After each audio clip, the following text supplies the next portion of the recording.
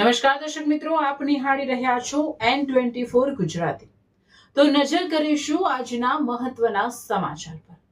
Jambusar Vadaj police station વિસ્તારમાં સગીરા પર દુષ્કર્મ આરોપી જગદીશ વાઘેલા જેલના સળિયા પાછળ। જંબુસર તાલુકાના વેડજ પોલીસ સ્ટેશનની હદમાં આવતા એક ગામમાં માનવતાને શરમાવે તેવી ઘટના સામે આવી છે। એક 26 વર્ષીય યુવકે સગીર વયની બાળકીને લાલચ આપી તેની સાથે દુષ્કર્મ આચર્યું હોવાની હકીકત પ્રકાશમાં આવતા સમગ્ર પંથકમાં ચકચાર મચી ગઈ છે। પ્રાપ્ત વિગતો અનુસાર આરોપી જગદીશ બિજલભાઈ વાઘેલા ઉંમર વર્ષ 26 એ સગીરાને પોતાની જાળમાં ફસાવી લલચાવી ફૂસલાવીને તેની પર દુરાચાર ગુજાર્યો હતો।